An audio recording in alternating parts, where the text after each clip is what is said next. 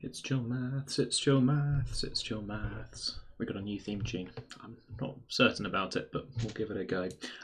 Hello, let's give me some Chill Maths.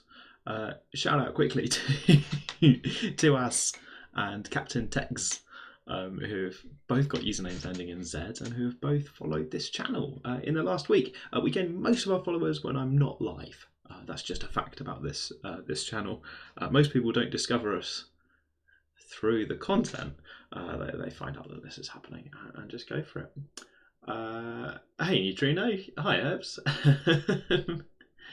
Yeah, I love this meme. So I just wanted to show you a thing I've been doing. I've thrown together something really quickly, and I thought this stream would appreciate it and maybe even have suggestions on how I could do it better. So I've been in an argument about this one meme, a very small argument.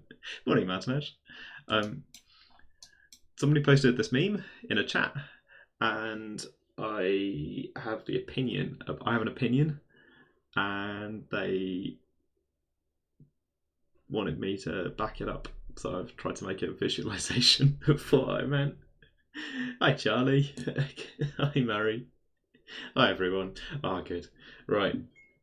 My strong opinion is that binary trees. Here's the meme in case you haven't seen it. Let's read out the question. If a binary tree wore pants, would he wear them? I don't like these sort of unnecessary gendering. Does anyone mind if I just switched it to like it or something here? Yeah. If a binary tree wore pants, would it wear them like this or like this? And on the right, it's just one big picture of some enormous trousers. So what I like to imagine is that, and I hope you agree, it makes sense that inside there are more trousers. Not just one big pair of trousers around the whole thing, right? But inside, trousers on the subtrees. Like how on the left there are some trousers on the subtrees as well. But kind of the thing about binary trees, I think, is that they have this kind of nested structure. So try and there we go. Anyway, this is my strong opinion about how a binary tree would wear trousers. And you're entitled to your own opinion as well, but this is mine. And it's surprisingly difficult to draw. Oh my goodness. Again with the...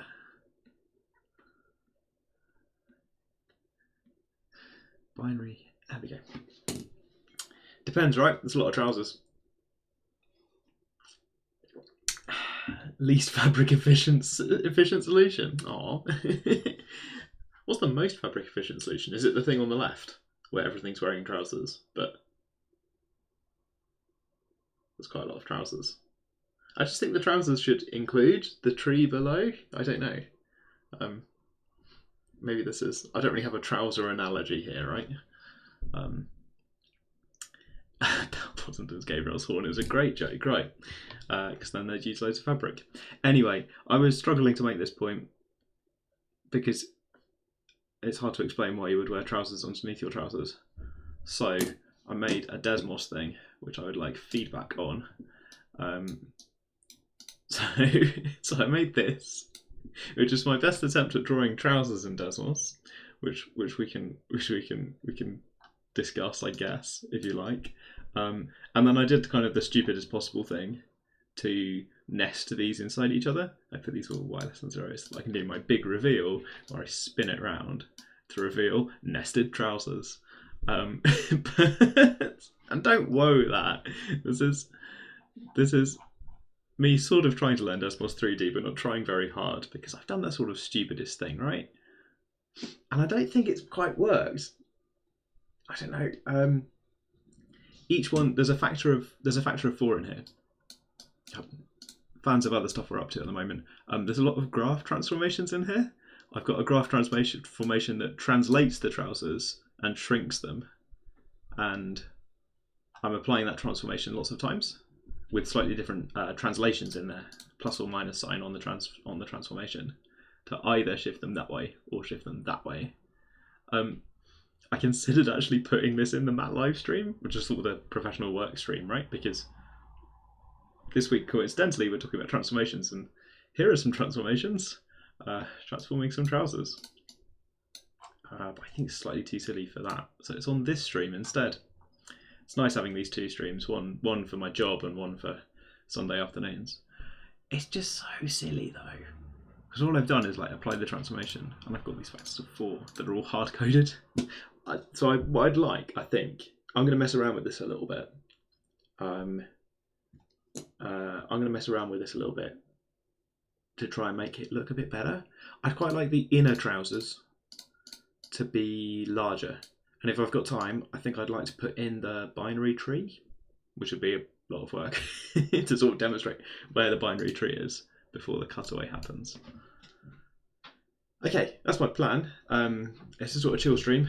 So if you want to chat about something else, we can have a separate conversation going on at the same time. But what I'm going to be doing on the stream, I think, is trying to improve the trouseriness of this. I did just sort of throw this together quite quickly. It's that quarter factor that I'd like to be larger. So I think I'll start by trying to make them look more like trousers, which is probably a challenge too far, but whatever. Let's go trousers in here. Let's have some folders. Let's tidy up all this nonsense first. So we've got this one function that's dividing the shape of the trousers, and then we've got some sub trousers. Sub trousers for like the inner ones, like these purple ones. I guess I should probably put this folder inside the other one. There we go. Put a folder inside. You can't put folders inside folders. No, Desmos. Okay, let's put all the sub trousers into the sub trouser folder. I was going to nest the folders down. It was going to be beautiful. Okay, that's good because that lets me turn stuff off. For example, I can not see the sub trousers if I choose to. Okay, and we'll play with the transformations a little bit in a second. But for now, I think I just want to make these trousers look a bit more like trousers. So my reasoning here, if I get rid of this briefly, my reasoning was to get the kind of trouser shape that if I took some sort of, I think that actually looks a lot more like trousers if I take that off. So I've got something like this, which has a kind of W shape, x to the 4 minus 6x squared, where the 6 controls sort of how far down they go.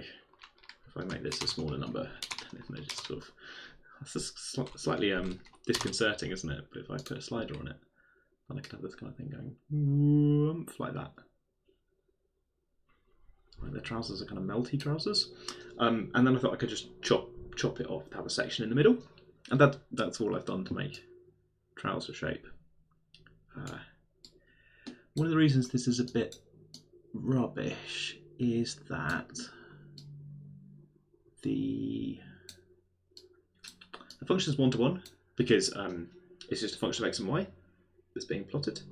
So these bits have to be narrower down the bottom. I can't do flared trousers, and I'd quite like a bit of, or at least straighter sides to my trousers so that I can fit the next ones down without making them too much smaller.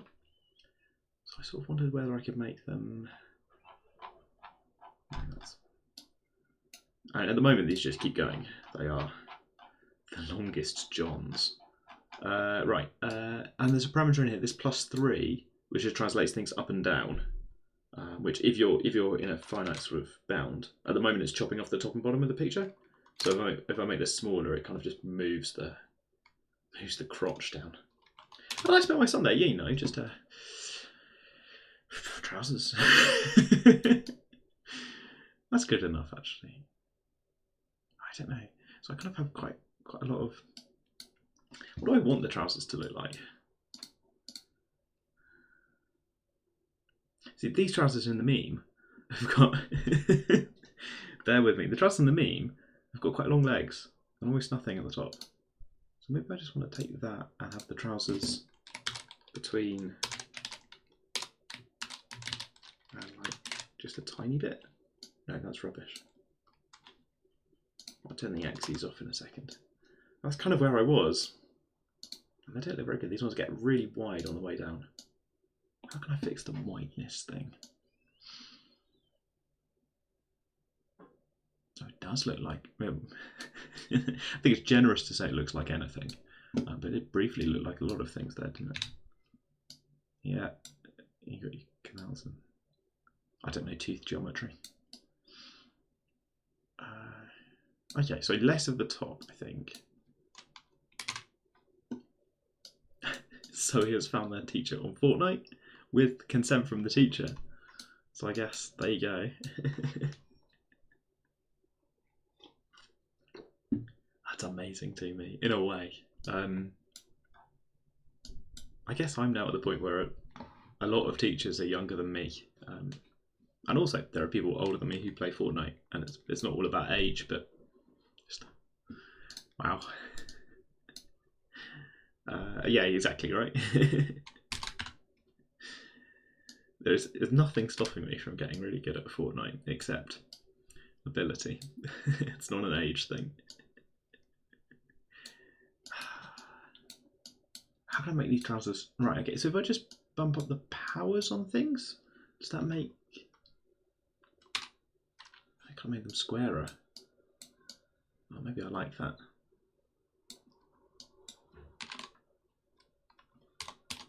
Ooh. Where are the pockets? Yeah, it needs like a belt around the top, right, as well. It needs a... The thing that sells this is going to be not, you drew some trousers in Desmos. It's going to be going way too far with it. So pockets would be topologically trivial, but geometrically tricky. How would I do this?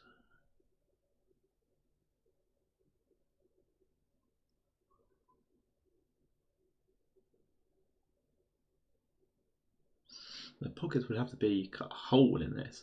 The problem with my jeans, they're facing outwards at the moment. Because again, if you look down, the toes are smaller than the waistband. So how would that even work as a function? I'm stuck at the moment with a function that's single valued in terms of, well, for each x and y there's only 1 point because I'm choosing to plot it like this. There's maybe something fun I could do with maybe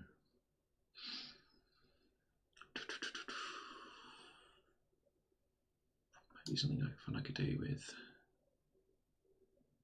Z. They do look like shorts. I can't work out how to make them look less like shorts. I think they need to be longer, but also less variation like this. Right, that's it then. So at the moment, this is too much like a parabola. And then if I make this number larger, I'll have to change that number as well. Woo! It's not happy with that, is it?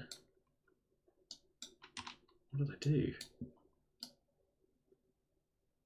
Okay, so now there's more of a... This is terrible. This is the worst content I've ever tried to make. I'm so sorry, people have tuned into Twitch expecting some chill Sunday maths, and it's just an insane person trying to parameterize trousers. I don't know what I've done. I don't know what I've done. And I think, oh dear. Right.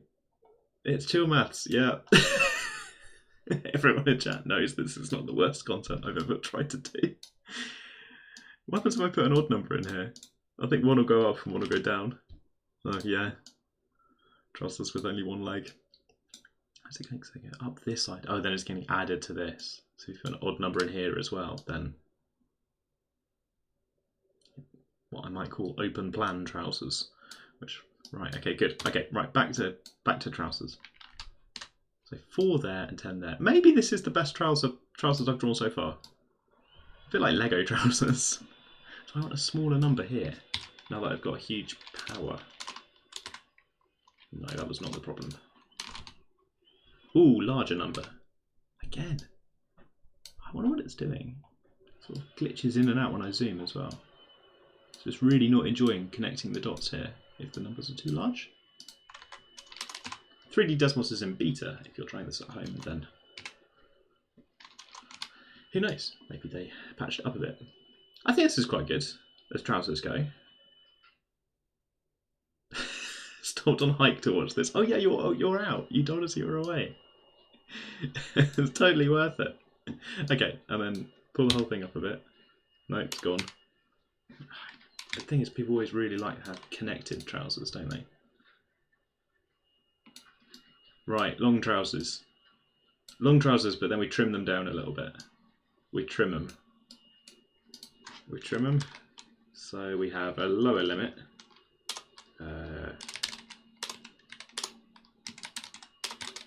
Between two numbers C and D.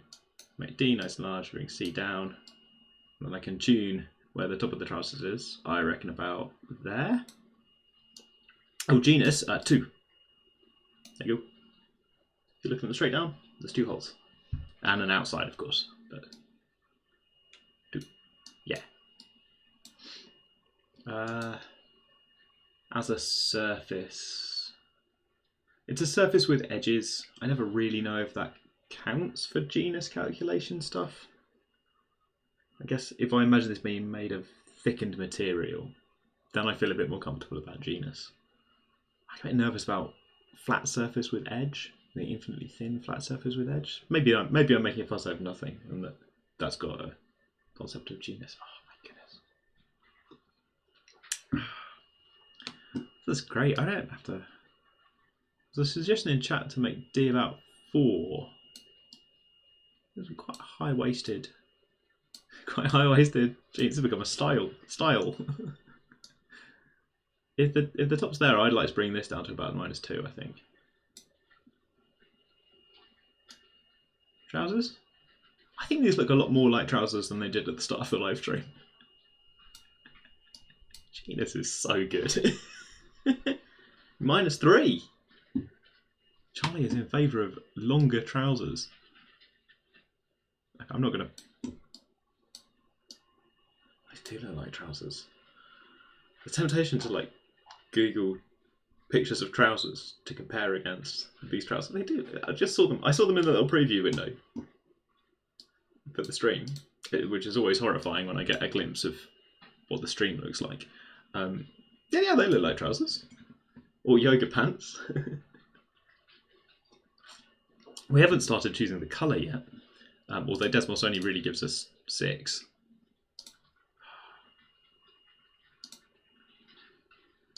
A bit much. A bit blue jeans, red trousers, a bit Henley Regatta, blue. Okay. So now I've got to try and fit for myself similar trouser fractal, where I put trousers inside trousers. At the moment, if I turn on the sub trousers, they're not quite in the right places. And let's put this Y positive filter on it so that we can see. I don't want Y negative. Weird choice. For consistency with the sub trousers, I seem to have gone Y negative. Okay, so at the moment my sub trousers, maybe they should be down at the toes. Yeah, I'd like to recursively define. I would like to do something a bit more clever.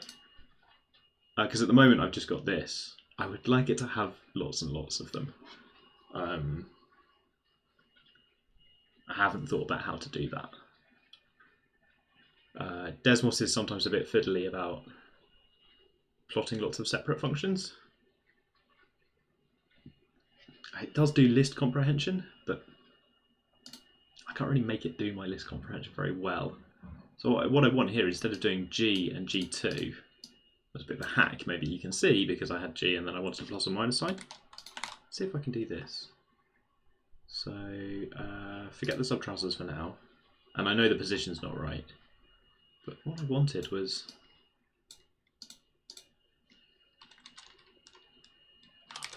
like 1 minus 1 in here. You see, then it gives me an error down here. It's unhappy. Because it can't do the Z restriction, which is annoying. Okay, so it can do the separate trousers, but not the Z restriction, which is a bit annoying. Because then that'd be really good, because then I could do G of G as the next one. And I don't really know what it's done. List comprehension is a bit funny, I suppose. Maybe I can't just do G of G to get the next one. Can you do custom colours on Desmos? Let's find out. I think not in 3D Desmos, at least.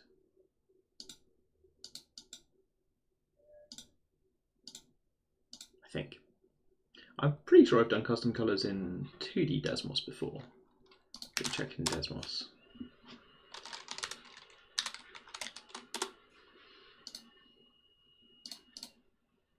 .2D Desmos has got more options in general. Oh, how did I do this though? How did I do this? Yeah, I can't remember how I did custom colours at all. But I've definitely seen people do, I'm sure I've seen people do lines and shapes in non-default colours. They have like an RGB or something. There's one of these. It's something like this. It's recognised the RGB as a kind of string. I must assign it to a variable.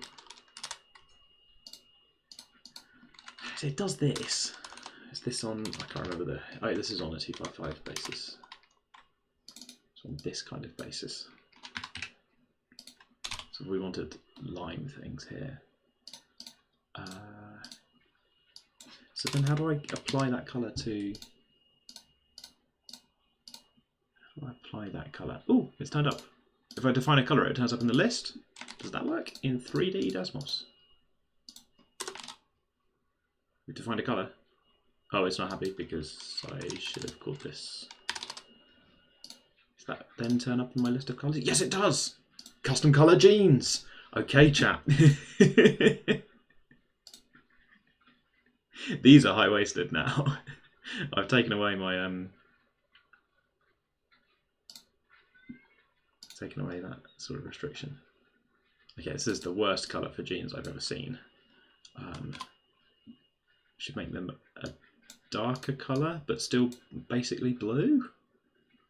So like, yeah, grimy. Style advice in chat. Okay. If this feels a little bit like running untested code in the chat. If this like gives them the exact colour of Rick Astley's face or something. No, that's kind of a jeans colour. Cool. That wasn't a troll. That was just a nice colour. We got colours working. And we got a custom. Is that Cambridge Blue? Is that Cambridge Blue?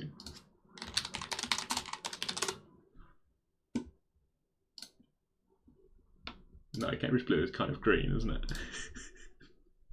Right, okay. Charlie, RGB Wizard, has given us some trouser colours. Good. And now watch me mess it up by trying to do recursive sub-trousers. So this was 2, but then it won't let me put the Z limits on. But I have an idea for this. Which is, if I add something that's... Oh no, it doesn't like that at all.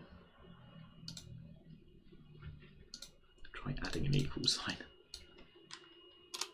Can I put the Z equals on here? Okay, and then I could put...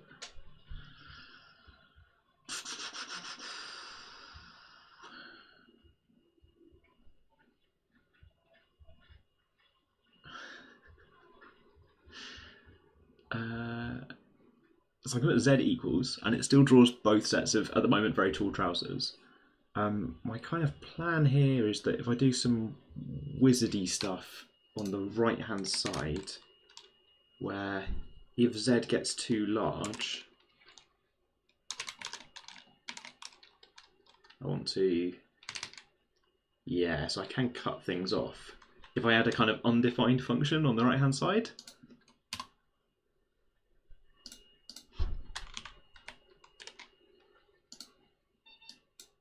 I'm putting naught in out the front did not help. I was really unhappy with that. Really unhappy with this kind of thing. So I can stop the trousers at 2, but it seems to have really made it unhappy about rendering these things. Okay, even though there's a naught times out the front. So this is my kind of trick to make it draw this bit, but also if Z lies outside some range, it should just give up and not draw any trousers.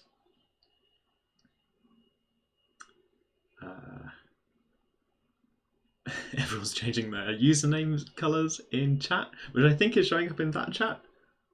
Maybe also in Twitch chat on Twitch. It's driving engagement. Would it have been easier in Blender? Oh yeah, like actual software. Part of the gimmick here is that we're trying to do it in Desmos 3D, which is not even very feature rich right now. Trivial in Blender, right? Just cut off the mesh or something, clone it a few times.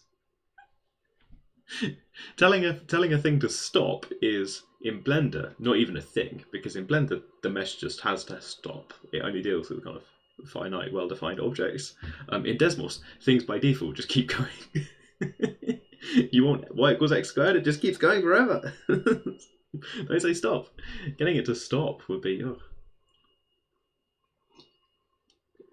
terrible. Right. So I need to make it happier about this. How can I make this happier?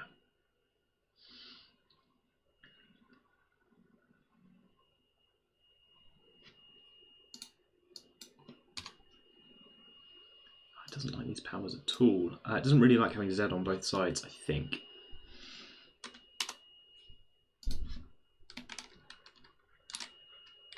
Just gonna fiddle around with stuff.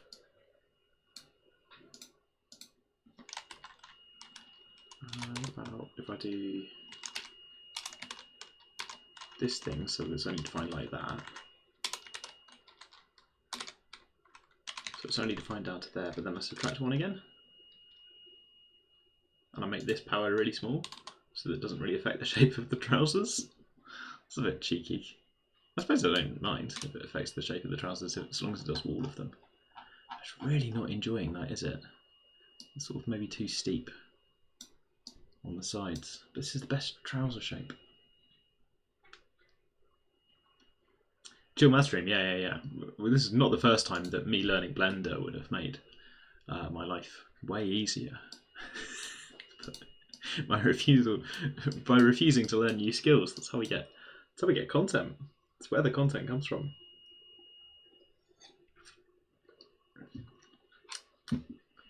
Everybody is now kind of purple colour in my Twitch chat, or almost everyone, I think, except I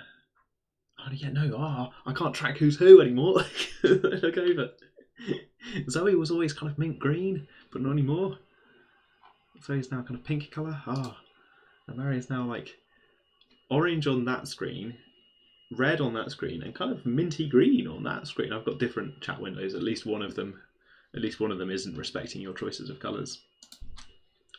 Twitch, really complicated. Desmos 3D. I think I'm making it more complicated than it needs to be. What am I going to do? I think I might give up on recursive trousers, and I might just try and get the sub-trousers in the right places. That seems sensible, at least. So let's drop the recursion for now, and just try and line up some sub-trousers. So we're looking for a translation that gets things in just the right places. You know, I could avoid the Z translation if I shift everything up by 3 units. And adjust this number and this number and the axes. Oh, seems square. Good. Okay. Then I've got the trousers kind of sitting on the Z equals 0 plane, so that my sub trousers are at least, you know, in the kind of the right places. Now I'm optimistic that I will be able to make my trousers larger. They go from 0 to 7 now. So I might be able to make my sub-trousers taller, not scaled by a quarter. I coded these in a hurry and I regret that. So we're going to go in here, I'm going to go and just quickly replace all of these with over B or times B. B is the kind of scale factor that I've put in there. This is not going to be great TV. Especially if I press the wrong buttons on my keyboard. one of those days. Let's copy that over to all of the red level sub trousers. Oh gosh, color coding them was a good idea. Okay, and these should also be B squared in here. just to adjust the kind of scale factor in terms of Z of these trousers. But by putting them near the origin in some sense, on the Z equals 0 plane, got away with without having to translate. I just need to get these numbers right. Okay, so hopefully the way I've done this, if I now change this to like 1/3 or something, all the trousers just get larger. And ideally I would fit these in with B as 1/2. Half-size trousers. Can't get it to render all of these at all. Since we made the trousers look more like trousers, it's been much less happy. Okay, so half-size trousers aren't going to fit in the trouser legs at all.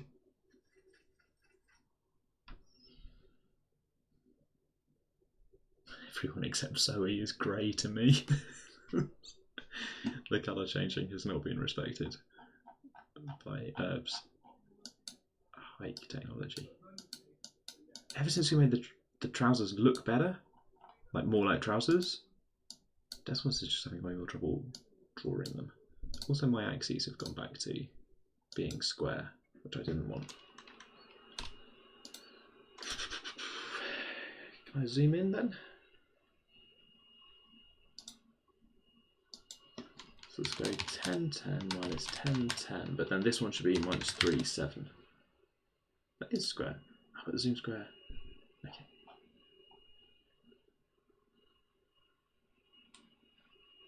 And then I did a bunch of zooming, which has ruined everything.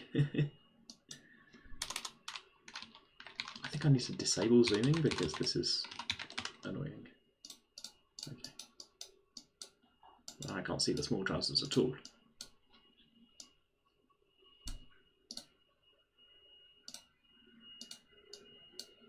Oh, not 3, 7. That's what I'm doing wrong. Zoom settings.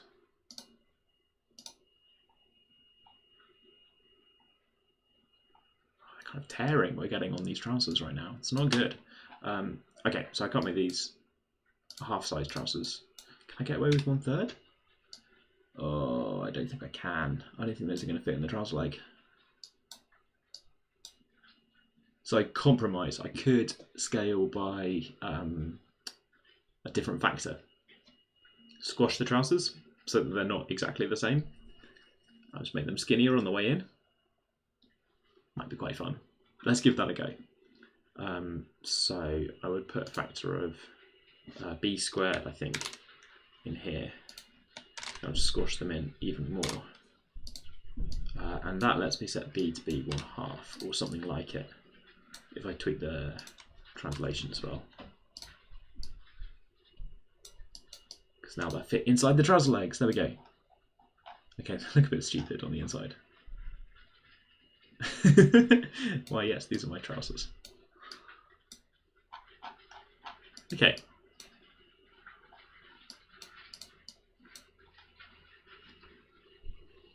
Everyone is having trouser related fun, which doesn't sound like a successful live stream to me, but hey, I kind of want to make them much wider. So I currently can't get Desmos to render all of them at once. Ever since I moved them up to the Z equals 0 plane, I've started running into trouble with how Desmos does zooming.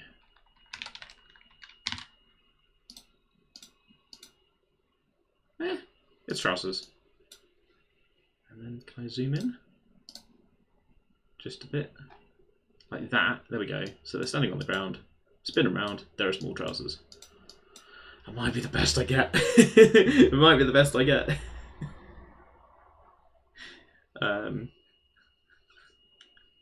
Might call the trouser meme there. I might do. Save. We learned about saving on this live stream. Zoe asks, what's the best way to search for existing papers research into a problem? I'm not actually Googling for something I'm looking for. I'm wondering if it's unresearched or bad at Googling.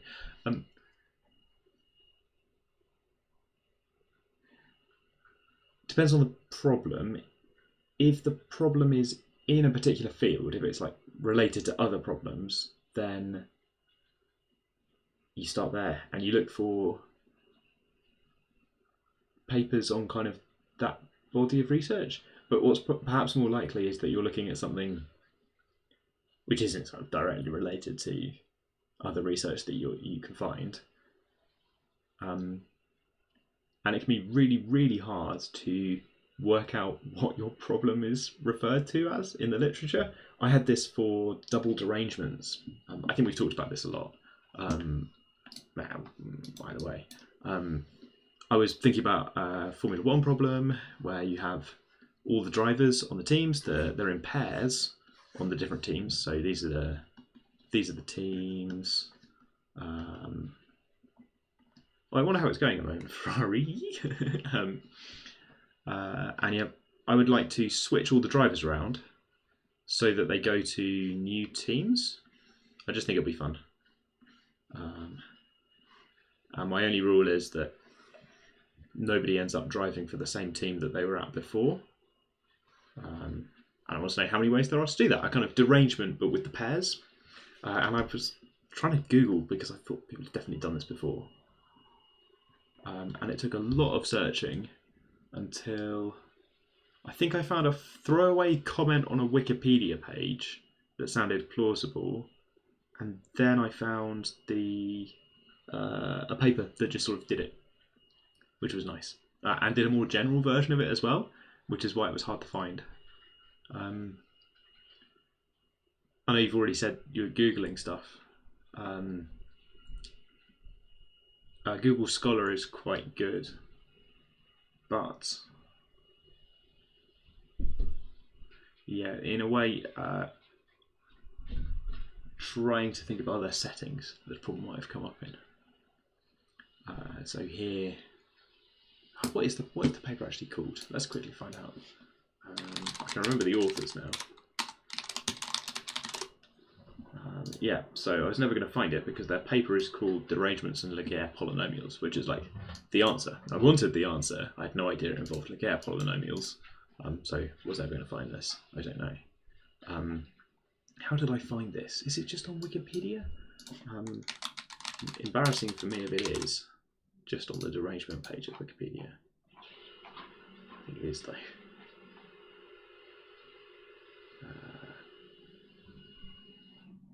Yeah, so I think it's this.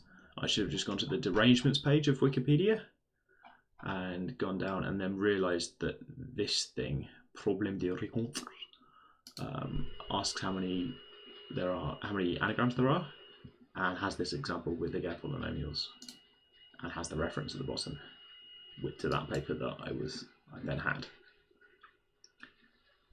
But in my memory, I found the Wikipedia reference after I'd already found the paper some other way. So in 1976. Research is super hard.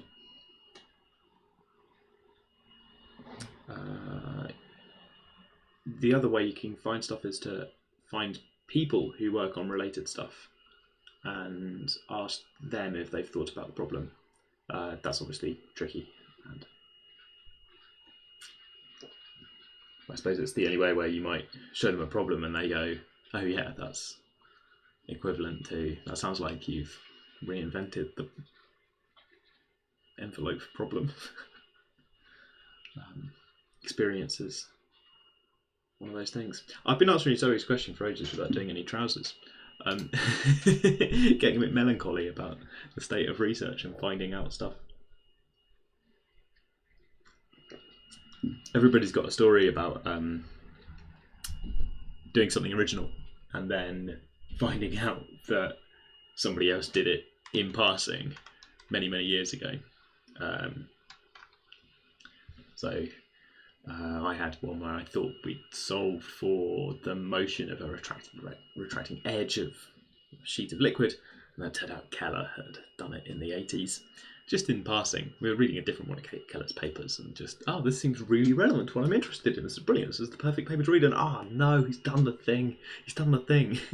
Too close to what I was doing. He's done the thing. Just a little calculation. But yeah, he didn't miss the chance to do it back in the 80s. I felt much better about that when I found out that lots of people have an anecdote about the same mathematician. The guy just did loads of stuff and didn't really miss a trick. How did the open days go? Oh yeah, open days were okay. It was really busy. I think some people from chat might have been there. Mostly trying not to let on.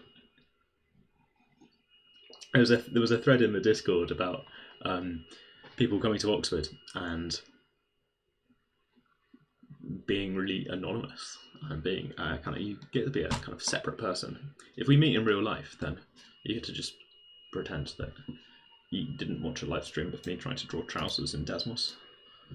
Trousers that get arbitrarily less like trousers on the way in. Quite nice. I was wearing sort of normal coloured trousers on the outside, and then purple trousers, and then red trousers. Should probably go. Hope days are really busy. I'm probably going to have to start running parallel talks. So we currently do, maybe this is a binary tree structure. We currently do a talk in the morning. So we do like AM maths at Oxford.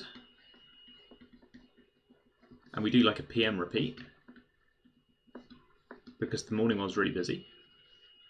So we split it like that. But it's already split because we do the whole thing twice.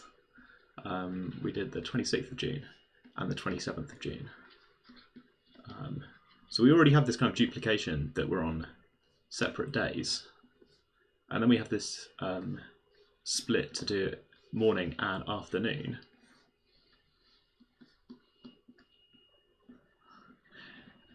The problem is that the morning one's really popular because people want to get this out of the way and go and do, like, the fun thing to do at the open day is to go around Oxford. It was a pretty sunny day. People have a lovely day planned to going around colleges in the sunshine. So people really want to get this one out of the way. This one is really busy in particular. If you run something 4 times, people will mostly come to the first one. It's just people, right? They look at the list and think, we get the first one. First one, why would we wait? We'll just go and do it. So what I might have to do is, in future, run this one twice, so that in parallel, maybe in 2 separate rooms or something. We also do other stuff, so we do other like taster lectures and sort of fun things. But it's just like that maths at Oxford right at the front of the day that gets really busy. Yeah, do say hi. To be clear, you are welcome to say hi if we meet in a situation, or you can not. You can keep up this kind of like double life. That's also fun. Yeah, and then only come to the Maths Institute. Maths Institute's nice. If anybody visits, we've got this art going on at the moment. Can I show you the art? Have we talked about the art before? I'm not sure we've talked about the art. There's this artist on at the moment. They've got some work in the Maths Institute. This is them with their art. They've got lots of stuff like this, which is like, oh, hello, where have I gone now? Yeah, loads of these with kind of stacks of shapes in different variations, which I quite like. We do not have this massive one. I really want the massive one. So this kind of enormous courtyard-sized thing. We have some of these around in maths. Around in the building. That's kind of nice. Ooh, we don't have that one. After the explosion, before the collapse. We do have this one on the right, though. Can I get a better photo of this? Ooh. This is a very fancy website. Yeah, so what have we got? I think we've got that one, but then none of the others. They're based on tetrahedra. And my favourite one is it called Fracture? Or Paradigm?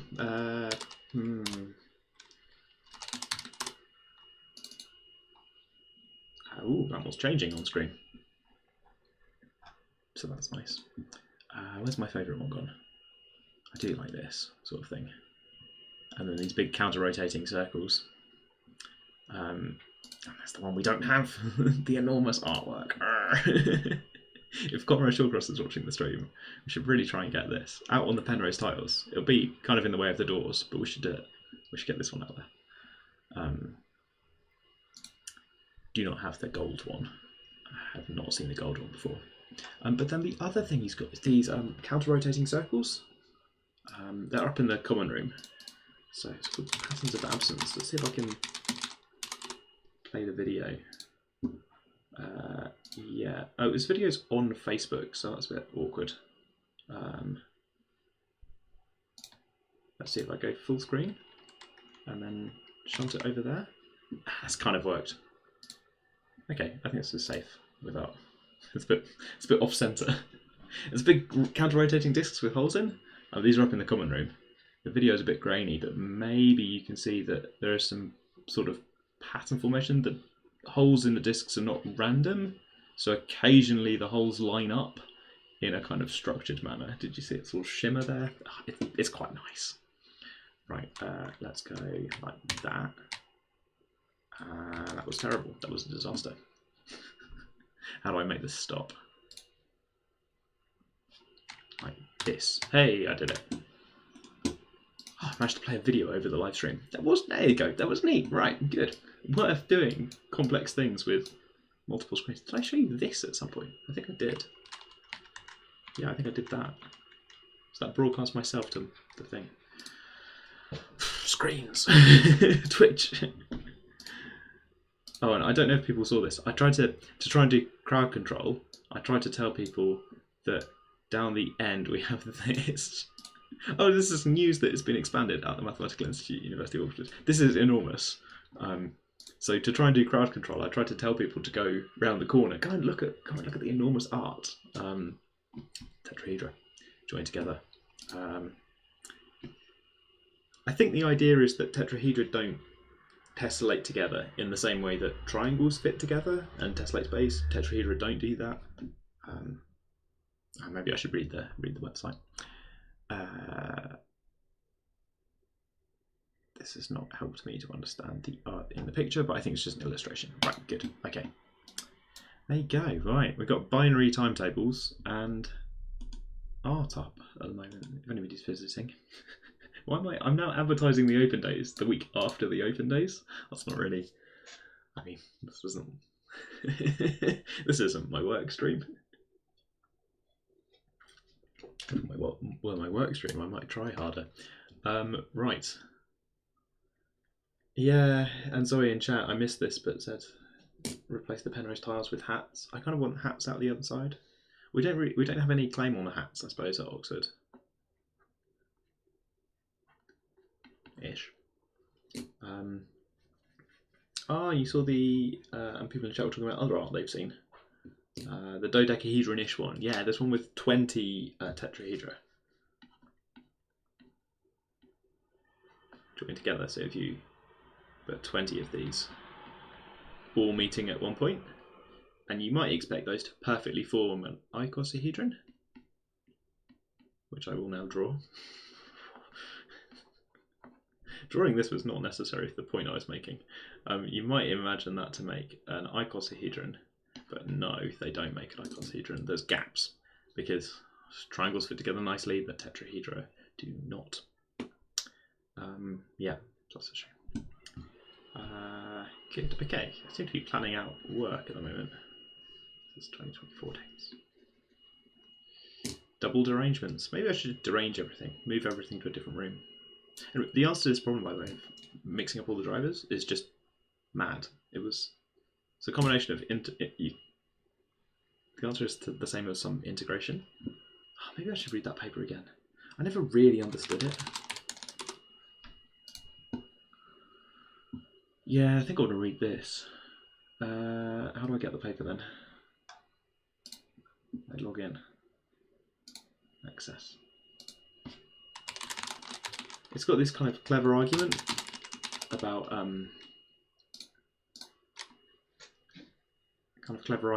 how the derangements work to do a kind of reduction thing, like mathematical induction, but kind of complicated because there's lots of parameters, and I never really understood how it works. So maybe I should do that. Most of the save is that you said dodecahedron-ish, and maybe you were referring to the kind of dual polyhedron nature of that. Maybe that's what was going on. But also, I knew what you meant. Hold on while I try and log in. This is allowed, right? This definitely seems like it should be allowed. I'll try to promote mathematics. Yeah, cool. Save PDF. And then I can just put the PDF up. I don't see why this would not be allowed. That's not how the law works, is it? Right, cool. Paper time. Plan for live stream. Forget the trousers. We go back to reading this. Ooh.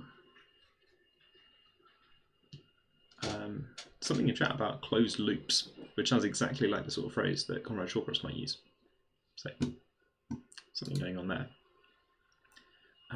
Where do I want this? I kind of want this on the other device and then screen share over. Because I can't annotate this as it is. I can just highlight text, which is irritating. Yeah, 2 seconds. Oh, this is going to be a bit of a faff. Let's see if I can get it in a way where I can edit it. So if I drag this in here, let's get it on my tablet. And then if my tablet connects to the internet, then we might be in business. Oh, I did abandoned trousers. We're halfway through. I love the idea that this is halfway through, gang. Just trundling on our way through.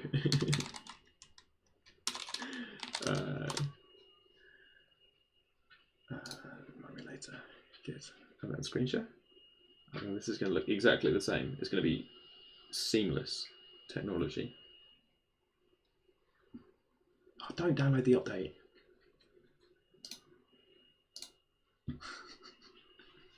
The app I've got for this. The app I've got for this is so annoying. It says, do you want to do the update? And the options are yes or no. And if you say no, don't do the update, then it thinks about it for a bit, and then it does the update. Unless I'm pressing yes and no the wrong way around. Okay, got it on here.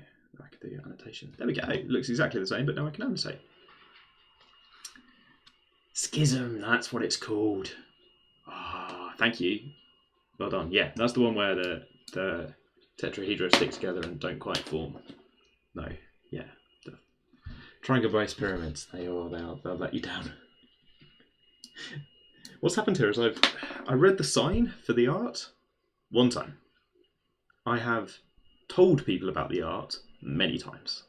So each iteration there, we get slightly further away from whatever it says on the sign, and just more and more into this kind of stable fixed point of me saying some absolute nonsense about the art. Maybe I should go and read the sign again. Yeah, if tetrahedra don't fit together to make a different shape, they make a shape with gaps. The gaps are very popular with spiders. That artwork is always full of spider webs. Because if you build something with nice flat surfaces and sharp edges and darkness and angles that go down to a narrow angle, that's apparently just top quality spider hotel. So presumably the spiders are quite big fans of the fact that it doesn't tessellate together to make a solid shape. Space for spiders. Okay. So here's the problem in the abstract. We define the problem. Objects of type 1, objects of type 2. Maybe these are Rebel drivers, Ferrari drivers, and so on down to. Oh no, I've got to do the team at the bottom. Team at the bottom drivers. Number of possible derangements. Occupies a site originally occupied by an object of the same type. Yeah, that's what I want. Good. I think it's something to consider, isn't it, when you're doing a big sculptural thing, is whether or not it'll be extremely popular with spiders. Not because the spiders are going to buy the art, but just because they might take up residence with the art. Ooh, ice cream. Not quite near enough. Yeah, just.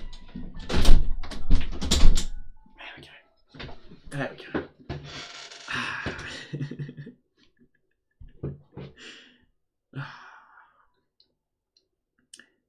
Right, Yeah, no ice cream. Outdoors on a Sunday, a sunny Sunday, and ice cream. Haha, we've been here with the yeah polynomials. I've certainly made some life choices. Right, life choices could include ice cream though. They really could.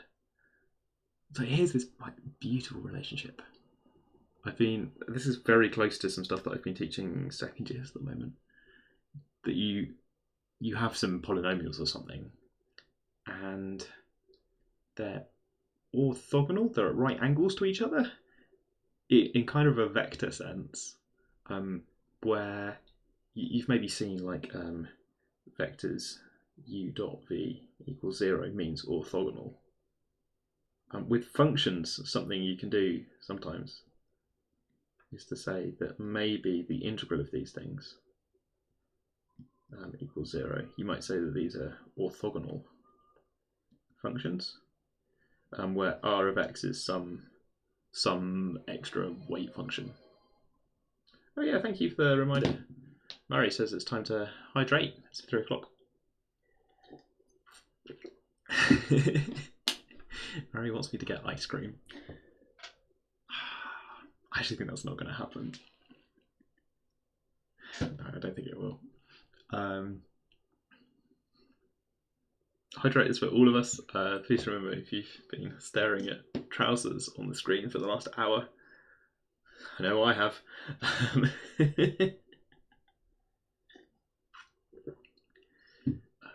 Right. Solid water. And green. So it's saving up for an expensive reward that doesn't exist. The problem with this is that I don't know how many points people have got. The last time I added a level, I put in sort of tea time or something as the top one, but I put it humorously low in that everyone immediately redeemed it because you all had 10 times as many points as they thought. It's much funnier if you don't tell me how many points you have, by the way. So if I want to add in a more expensive reward, I'm really gambling. Like, I have no idea if it's something that Zoe can just go like, huh, he finally added an expensive reward. Click twice. Just have no idea. Great fun. How would you balance that risk, right? For maybe I should at some point I'll probably go through a phase of like I should do my Twitch channel properly, right? Like I should add some more like Twitch features or whatever. I don't know, update the stuff. Maybe it doesn't need to say chill maths in massive letters right there. I quite like that. And when I do that, I'll probably add like, I don't know, random like, what's that text to speech thing? Should we be doing that? Would that get Twitch engagement? Is that what Twitch like? But I'll probably set the price humorously low, and then Zoe will make it read out the B movie script or something. That is just something terrible that's going to happen the next time I try to do Twitch properly. Anyway, it's some functions. Oh my goodness. What are we doing? So there's a big relationship between these things that I'm going to try and understand. It is this.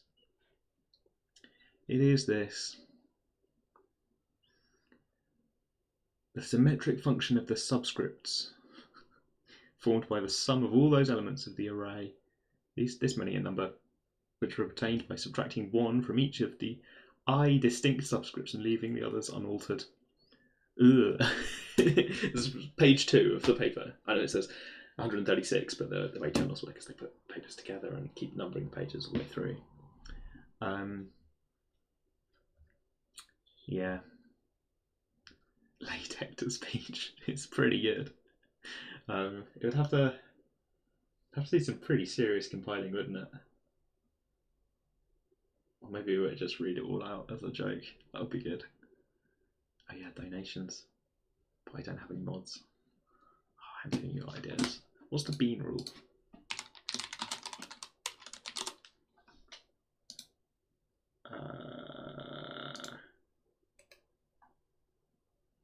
I have no idea what the wiki. Anyway, never mind. Okay, I'm getting distracted.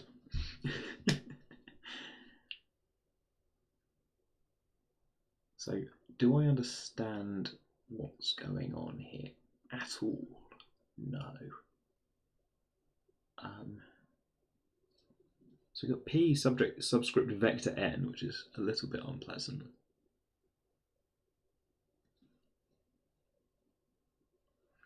This is S of n is the sum of all of these components, how large the set kind of is in total. Pn, so we're imagining Pn to be the number of possible derangements. It's somehow related to, if we, oh goodness me, it's somehow related to these things. This is going to be an important concept, perhaps. So you derange. Okay, so maybe this is going to be something like, in context in a bit, you've subtracted 1 from 2 of these indices because maybe you've done a swap between a Red Bull driver and a Ferrari driver. Maybe they've swapped seats and now you've still got to derange all the others, but you've only got 1 Red Bull seat left for the swapping and 1 Ferrari seat left for the swapping. And this pair would be if you swapped. You don't have to do a swap for a derangement, so it's not quite just equal to this or something. But this would be if you swapped a driver from this team and that team. And it's -1 in each case. Okay. So if this number up here is 2, then you're subtracting 1 from each of these. And that's nice if you know what you're going to do with those 2 drivers. You might be swapping them. So for me, all of my teams have 2 drivers. So these n's are all 2 in the case I actually care about. But I should also consider the problems where, I don't know, a team has only got 1 driver. And those are going to have smaller problems. So instead of using all the drivers on the F1 teams, 10 F1 teams, 20 drivers, I should also consider the kind of smaller problems, not just by having fewer teams, but also the kind of smaller problem where there are 17 drivers, because 10 teams, but only 7 of them turn up with 2 drivers and 3 of them turn up with 1 driver. The rule is if you say don't stick beans up your nose, someone will stick beans up their nose, so don't say that.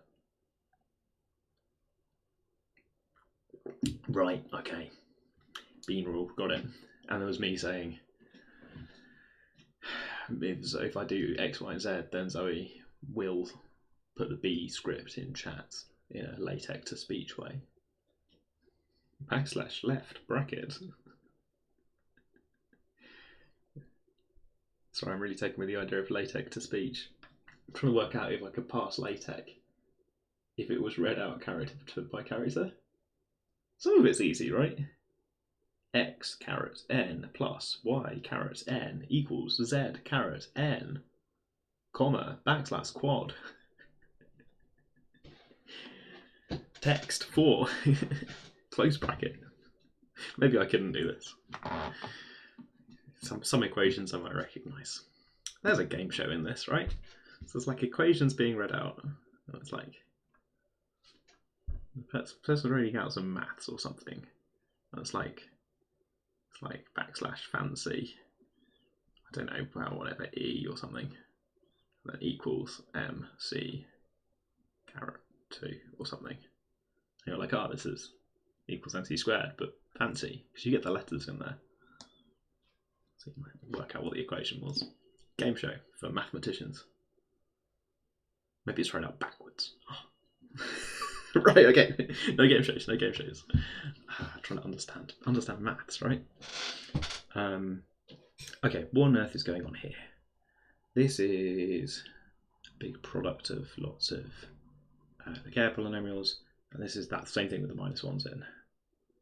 So we'll show that Bn satisfies this, while Pn satisfies, that's the same equation just at the bottom of the screen, but with P's instead of B's. Right, it's wider, because why is it so much wider? Oh, there's a full stop. It's really messed up my alignment. Okay, yeah, those are the same. 0 items may be included or omitted at will. Okay. Oh, but then there's some orthogonality right down the bottom. And if you've just got... Okay. You've just got 2 sorts of things. You've just got 2 sorts of things and you have to swap them. If there are only 2 Formula 1 teams, they will have to swap. So there's one way to do it. If if the teams are the same size, and no ways. This delta SR thing, I think it means 1 if S is equal to R and 0 otherwise. So that's nice. Okay, and this is the orthogonality thing, because that one's defined in terms of Cn, which is defined up here in terms of Laguerre polynomials.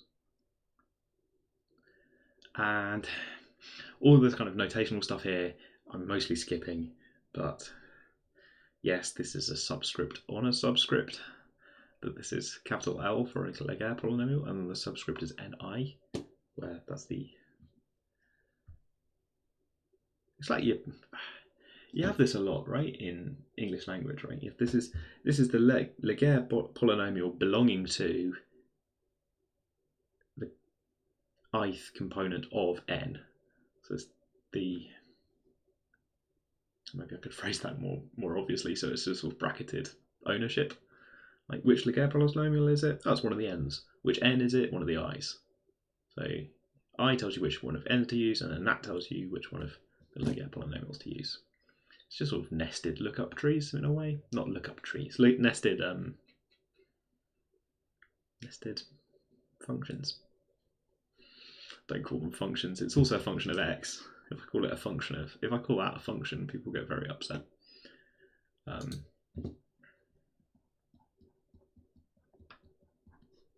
people will just hate that. Nobody wants to see that. Because at the end, you tell me I, and you get a value of n back, and then you put that in there as well. Okay, nobody likes that notation. I can tell. No one said anything in chat, but I can tell you don't like this. Right, good. Okay. Right, so I'd like a proof then of, and this is a proof that the Laguerre polynomials do the right thing from the definition of Laguerre polynomials, which I care about a bit, I suppose. But what I really care about is how this reduction works for reducing it to the smaller cases.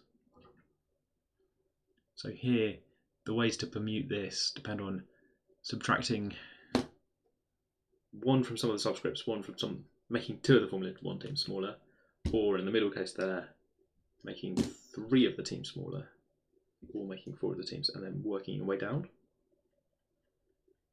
So I'm going to skip this bit about Laguerre polynomials, which I kind of believe, I suppose.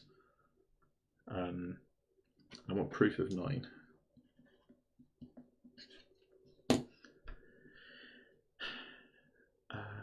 Classifying the totality of the derangements, okay. Consider for each I up to k, oh my goodness, which is not n, this is the number of components, the number of Formula 1 teams inside n, this vector representing how many seats are available at each team.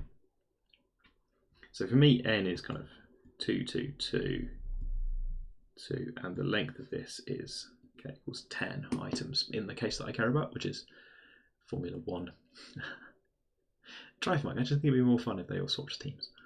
To fix the ideas, we may think of HR as being for each I, the first location originally occupied.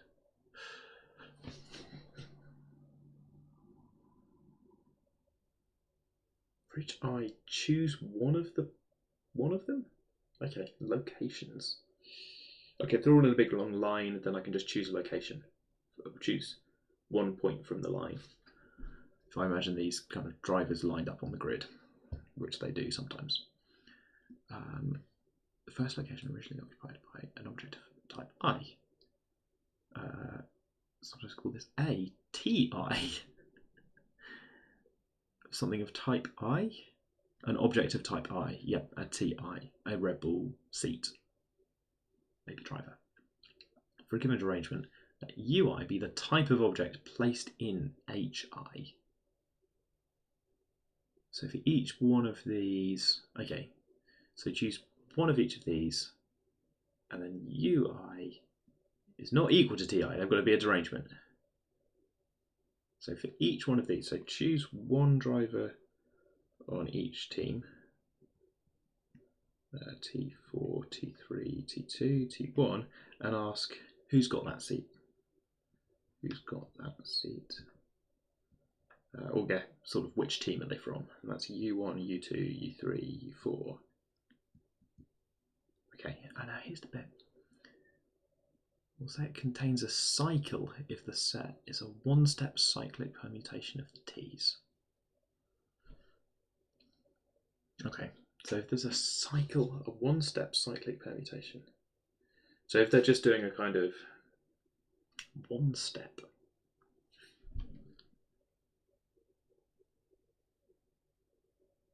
But then these I's have got so this is if they're in the, if you put them in some order, then they're a one-step cyclic permutation. Okay, so maybe not left to right, best team to worst team, but in some kind of order that each driver moves on. Okay, Lewis Hamilton gets Carlos Sainz's seat, Carlos Sainz gets, and then someone else's seat gets somebody else's seat, and so on and so on and so on. So a cycle of length 1 would be if Lewis Hamilton got a Mercedes seat. We can't, that's where he currently is. Every derangement contains at least one cycle. Okay. Because you are going to run out of places to go, right? Hamilton goes to Ferrari, Ferrari goes to somewhere. They're not bringing any new drivers in for my derangement. That Ferrari driver goes somewhere else. Oh no, they're going to work backwards. Consider U2, the type now found in H2. Oh my goodness. Okay. Otherwise, keep going. Either UI, the thing you've put in there, either you finish the loop, or you get new cases until you get all the way around.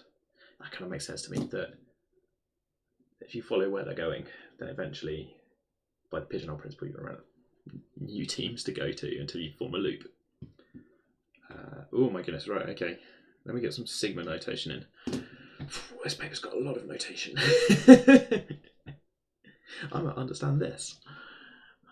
Because I want to. Given any set of distinct non-overlapping specific cycles, the class of derangements which include them by m of all of those, and its cardinality, the number of them by n of all of those cycles. The fact that a specific derangement belongs to that does not preclude the possibility that it may also contain additional cycles other than those. Okay, and now add it up. Add that up. Right, P is the number of those. The number that have got at least that many cycles in. Because they could have more. At least that many cycles, and we don't mind what they are. Oh no, we do mind what they are. The sum. What are we summing over? Next page. Where the summation is over all sets of P cycles. Okay, so things that have got at least P cycles. And inclusion, exclusion, oh my goodness. Oh my goodness. Counting based on which cycles you've got. Counting all of the cycles in an inclusion, exclusion manner. And this is already starting to look a lot like the formula that we're aiming for. So this is exclamation mark for me. This is, I think, the idea of why looking at individual cycles is a good idea. You know you've got at least one cycle. But how many cycles have you got? No. Oh yeah, N0 is the total number of derangements, because that's the number with at least 0 cycles. Consider the cycle up to L. Number of derangements which contain this cycle is, aha. Right, so if you have that cycle, then here, right, so you've removed, subtract 1 from each of these. There are L minus 1 possible cycles which can be built up from those terms. Right, the order of that shuffling, given that you're going to permute drivers from those teams, total contribution is that much. A similar contribution is obtained from every possible set of L subscripts. Adding these. We see, so here's that notation about subtracting 1 from each of the teams. Why is the cycle? Oh, so it's a cycle based on teams. And if somebody gets back to the other seat on that team, that's okay. Does that matter? Yeah, the seats. Okay. That's fair study. Okay, so M1 is that much. Woof. Okay. And then N2 is the number with at least 2 cycles. Sigma 1, sigma 2.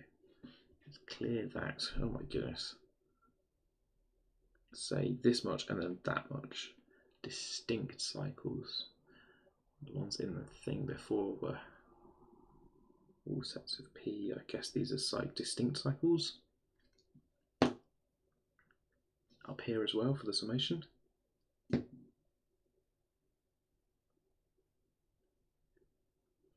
So just going to subtract all of that off. All possible orders gets something very similar for how many subscripts you've got, how many factorials you get out the front. We now go further. Oh, this is the stuff I didn't understand last time I tried to look at this, really.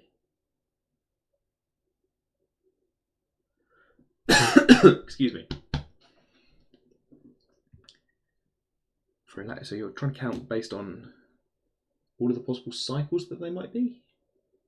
The driver market shuffles the drivers around but tends to form cycles where if you follow the moves, eventually you get back to the same team. At which point you might as well say that was the same seat in a way. Yeah, until you get back to the same team.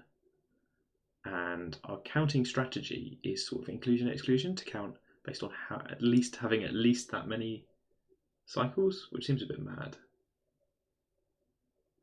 If you want to count on how many cycles there are, that's to do with deranging the others. You've got to derange the other ones. So the idea is that cycles, if you know there's a cycle of a particular length, you can derange everyone else and you can say, aha, where is this cycle? Which teams does it involve? And what order are those teams getting shuffled around in? So there's a factor here for the length of, oh my goodness, the length of the cycles, and that's the length of the other cycle. Hey, Truno, you missed, we stopped doing trousers and hit 3 o'clock and I mentioned a derangement problem, which I was thinking about because Zoe asked about research earlier. I remembered a paper that I found once that I never really understood. And I'm now doing that thing where I sort of mumble my way through a paper, trying to understand what's going on, trying to get the ideas out of it. But it's not as interesting as the trousers. The trousers were more fun. So I think in a moment I'm going to give up on this. And I'm going to go back to trying to make the trousers look better. Because I think that was better streaming content. G'day. Oh, link to the paper. I had to log in to get it. But you might be able to find a copy of it if I put the name of the paper in here and the authors. The authors have got these names.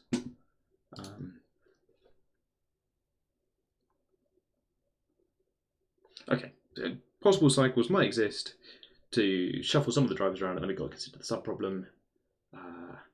Other problems are available. And we're going to add all of these up. And there's a big inclusion-exclusion thing, which looks very exciting. And that's a binomial coefficient in there. Immediately generalised MPs. We've got to do so many sorts of generalisation to go through all the possibilities of how this works. Oh, goodness me. This is just N2, and then generalised to get the other terms. So we're doing this massive inclusion-exclusion where each thing inside the inclusion-exclusion involves about 3 levels of abstraction. So I'm really struggling to picture all of that at once. Just like last week with Van der Verden, right? And so many nested arguments, like my nested trousers, which I can feel coming back in a second. The notation for this sum. And then is it all just going to simplify? So there's this weird simplification step, right? Where you've got this, like, now it's called delta L, where it's the sum of some minus ones, 1 over p factorial, and this whole, like, sort of factor in here. Where this is the sum. Gamma is 2 to LP, which is this all sets of natural numbers such that they're all bigger than or equal to 2. All of the things in gamma are bigger than or equal to 2. There are p of them, and they sum up to L. It's not normally how summation notation works. You're sort of going to sum across all the components of gamma. They've got to go from 2 up to L, and then they've all got to add up to L, and there should be p of them. Quite a lot of stuff's being delegated into that notation. And then apparently this is just this or something. Here's a weird function, and here's the coefficient. And so this is just going to be equal or something. Ugh. No, it's just L minus 1. That's a bit crazy. Oh, that is a bit crazy. Why is that simplified at the end? Sorry, being daft. Oh, excuse me, back a page. Why is that simplified down at the end? This is nuts. Oh my goodness. The coefficient of x to the L and the expansion of fx to the p. Recognizing that when you expand this, I think the alignment's gone all funny in my PDF here, but that's the same sum again. It's the coefficient of x to the L and the expansion of f of x to the p. Because then the powers have got to add up to L. You start at 2 and you go up to L, and they have to add up to L. And you've got this other restriction that you need p of them because we're in f of x to the p, so you're going to get this bracket p many times. But they've simplified that. They know what that's equal to because it looks like a logarithm of 1 minus x if you put in an x at the front or something. So 2 to L, p of them, and they go to 2 to the L, and they've got to add up to x to the L. That's what coefficient of x to the L means. So over here, so by 24, this thing over L factorial, because there's one of those up front, is the coefficient of x to the L in. That's the coefficient of x to the L in something or other. So this big sum would be the coefficient of x to the L in this expression if you replace that thing inside here with f of x to the p, because then it would just be summing over p all of these different coefficients.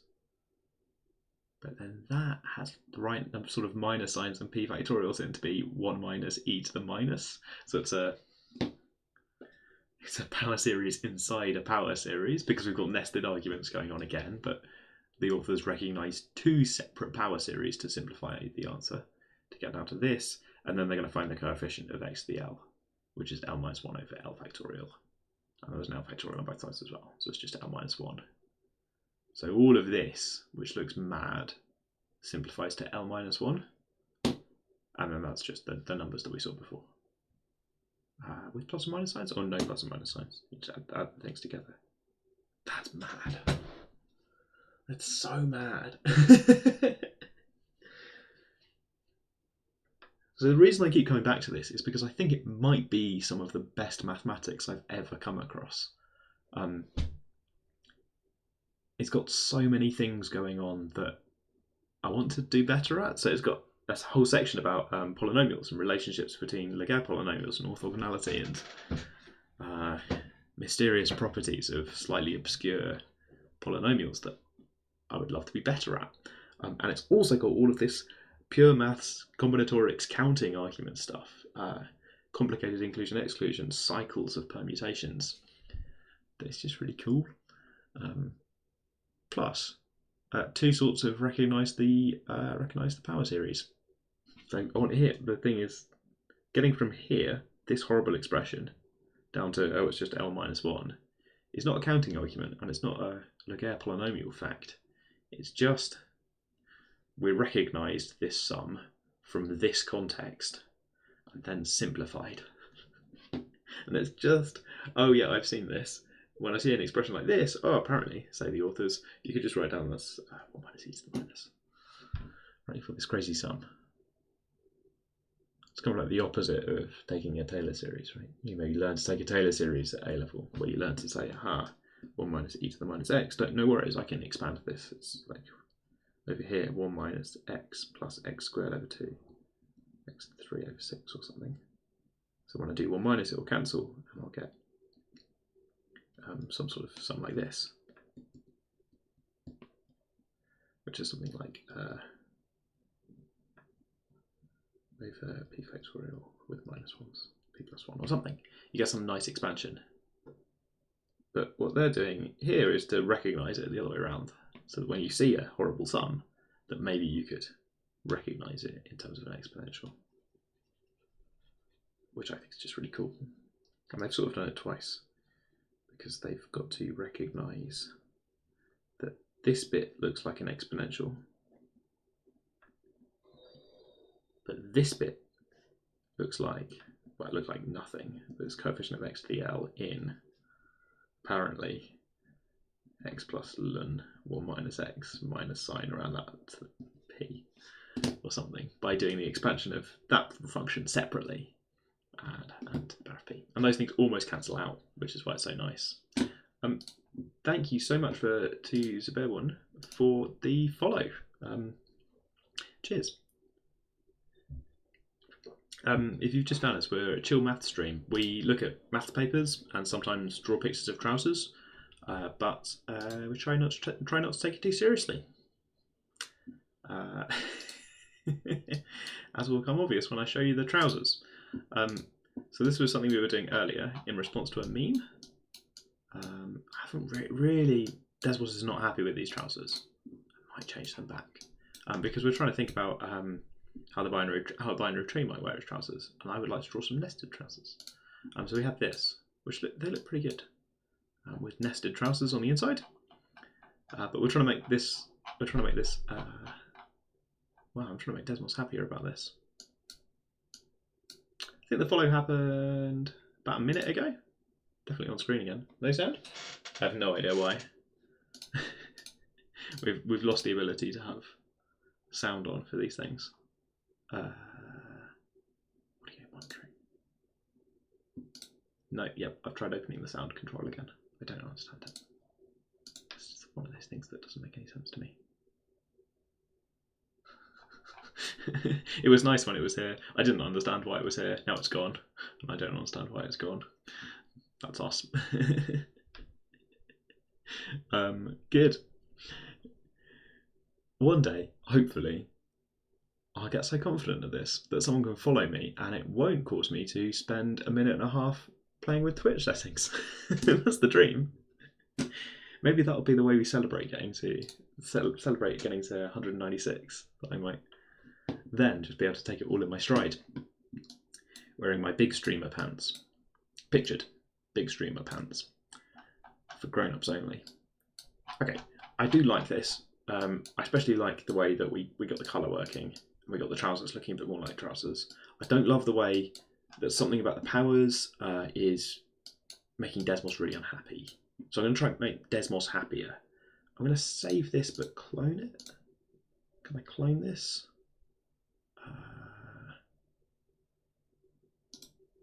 Ooh. How do I clone? I used to be able to clone. Duplicate. Yeah. More trousers. Good. Okay, I think I'm in a copy of the trousers. Because those were pretty good, but I would like to... I think it's this power of 10 that's making everything unhappy. And maybe if I reduce the power, which is just making the trousers squarer anyway, I get a little bit of softer trousers. And Desmos is much happier with these. Yeah, okay. I thought this might break everything, but... Oh, multi-switch is crashing. Okay. Well, I've made Desmos happier about the trousers, so... I'm doing my best to give you a stable Twitch experience. I also want to experiment with making the trousers wider, I think. currently so trouser shaped. It's really good. They've got quite a crease down the front. Maybe they're formal trousers. I think if I make them wider, there's a chance they might capture something more of that expanding trousers. What am I talking about? Capture more of that way that it might give me more space for the sub trousers. Okay, let's do what we were doing before and hide the sub trousers for a moment. And I'm going to try and work out how to make these wider. So the obvious thing is I could just divide this by 2, right? I could have this as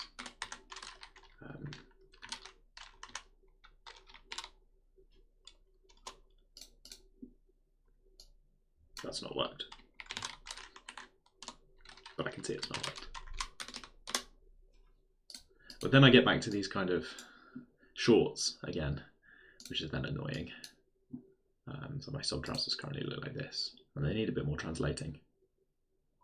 But maybe they wouldn't need to be so stretched. At the moment, the sub trousers are kind of stretched vertically to fit them into the trouser legs. What I'd really like is for the trousers to... What I'd really like is them to balloon outwards. So I think just here for a bit, before I give up on this, what I'd really like is not a stretch. Maybe a stretch that's like, depends on Z. Oh, that's going to be a bit of a pain. Hey, Herb's back in chat.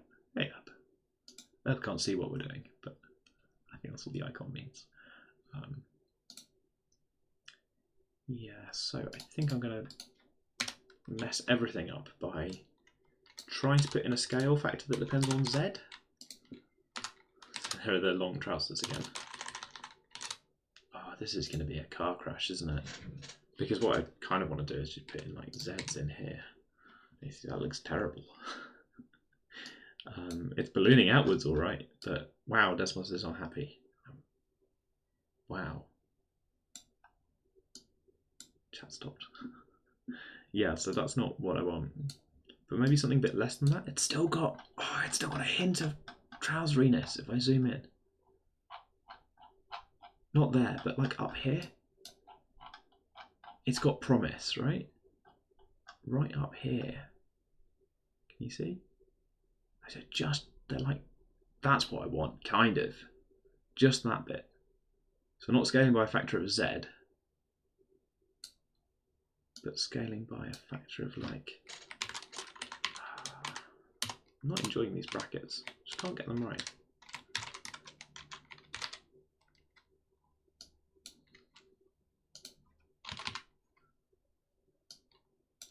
Scaling like this much instead.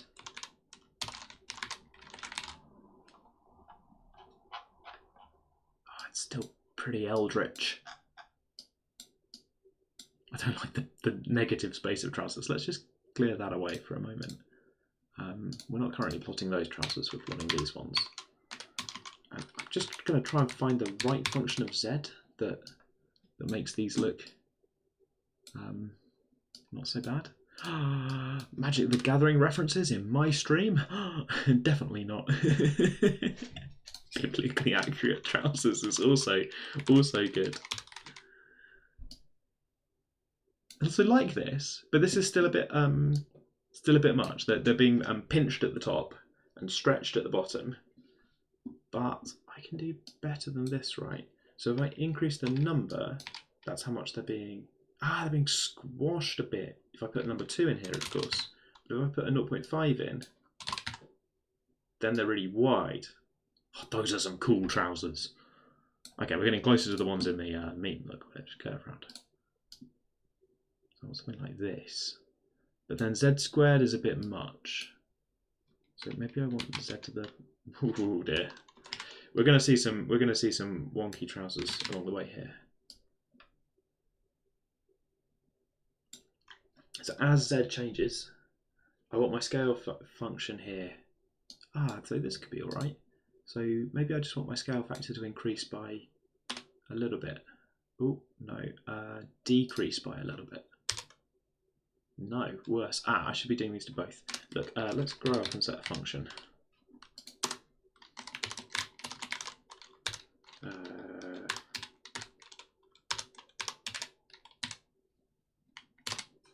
Not that though. And then so that I can play with it in both places at once. Because I've got to change both of them at the moment, and that's a pain. So like that? Oh, it does not like that. Oh, why are you like this, Desmos? It's just a function. Don't be scared. Okay, back to changing both of them. Okay, not that. Whatever this is. Does that go up to infinity? Yes, because my scale factor goes to 0 when z is 5. So I kind of want this. Just 0.5 was what I was doing before. There are the trousers. But I want the scale factor to change. At the moment, it's doubling the scale. I would like it to less than double the scale. It's kind of 1 over kind of thing, right? 1 over 2 plus z or something. 2 plus. I'm still getting huge. 2 minus 0.1 z. There we go. That's more like it. Pinch on the inside. Stretch on the outside. These are some cool looking trousers. I should stretch the other bit as well, I suppose. Maybe I don't have to. But I want to. That's more like it. So we're going to have trousers where there's a bit more of a stretch to them. In terms of stretching the outside wider. Bugs wordy nugs. Can we get a fact check on? Can we get a fact check on Mr. Bug's wordy nugs? Referee, can I get a citation on this? What do they do? We're now going to VAR on Mr. Bug's wordy nugs. Yeah, word. Yeah, loads of people reporting on this. PC Gamer report Mr. Bug's wordy nugs. We'll trust Zoe. Check completed. Mr. Bug's wordy nugs can stay. That is unbelievable and troubling. It's completely derailed my trouser construction, but worth it. So the trick was to have just a little bit depending on Z, because I've got Z going all the way up to 8 at the moment.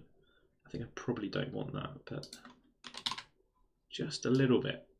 Those are trouser shaped. And look now, the tubes of the trousers, the legs, if you will, those are kind of not too narrow. Previously on the live stream, I thought these trousers were too narrow down here. They're still kind of read as trousers, I think, rather than shorts. Maybe they're a bit shortish at the moment. In which case I could put in. How do we change that? It's this one, isn't it? Ooh, too much. We've previously had a. It's previously had opinions about how high you should wear your trousers on the stream. See, now they're slanting this way, so now I get excited about maybe putting pockets on, right? Pockets would be easy. They would not be easy. I think so. For pockets, I would now just need to add a tiny perturbation on. It'd be very localized. There's no way I add pockets. There's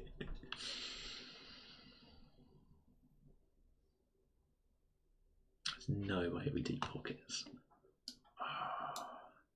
Because it's just adding like a little dip, right? I should be able to add.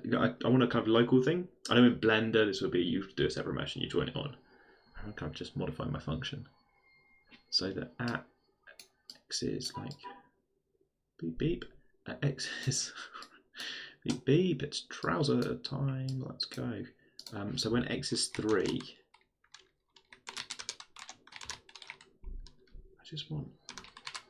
I want kind of a.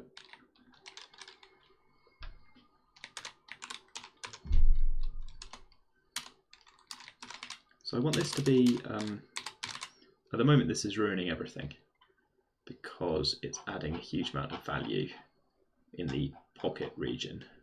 Whereas really I would like this to be very localized, so the kind of pocket geometry doesn't affect the rest of the trousers. How do I do that? Well, if you take something that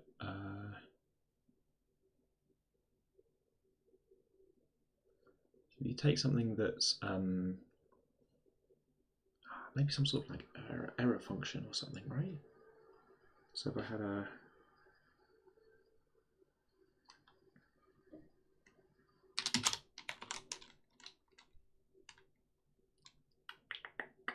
like a Gaussian bump function sort of thing. So I'm thinking e to the minus x minus 3 squared. This is still messing up the trousers way too much. Oh, that's better. Why is that not really happy? Suspiciously normal, because it's a really small number. So it's going to modify near 3. And then the trick is going to be to make this modification very localized to... it's down there at the moment. Yeah, not quite there. So I want to put the pocket not quite there, but slightly further out. I've got to get it away from the bottom. I'm not sure how clear it is what I'm doing, but I'm trying to put a little bump on the surface so that when x is close to 3.5, which I think is where I want my trouser pocket to go. Stop spinning it. That's more like 3.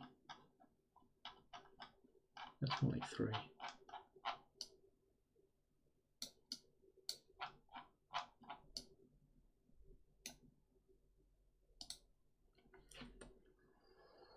When x is really close to 3, so there's currently a crease all the way down the sides of the trouser. I need to make this much more localized. So you do that by changing the variance, right? Change the variance on this. Wait, do I want to multiply this? So that, yeah, no, multiply.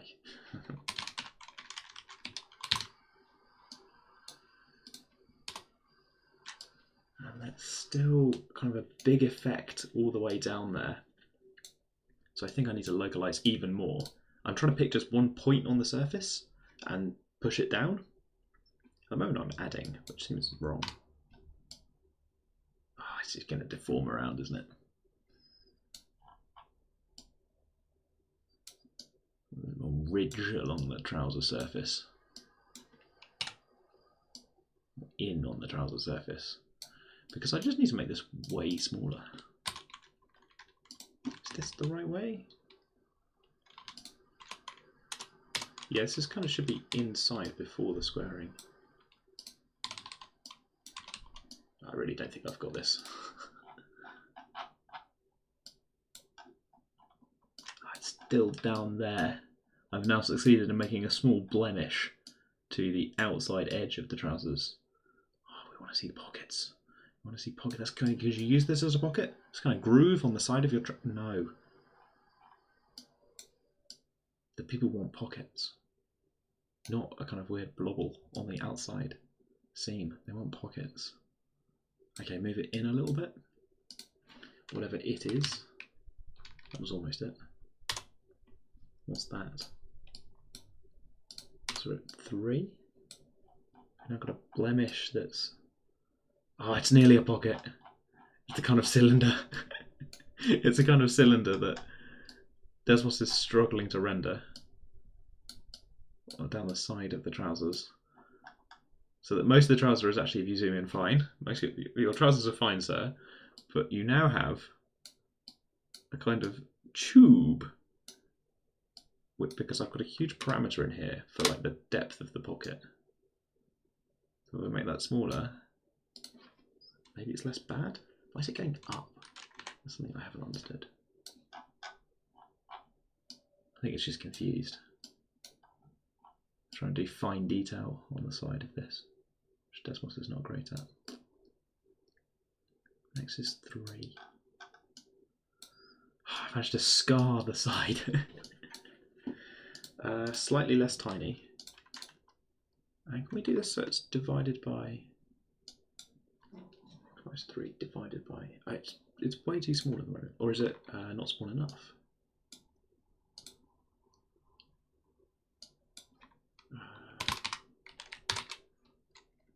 Too small?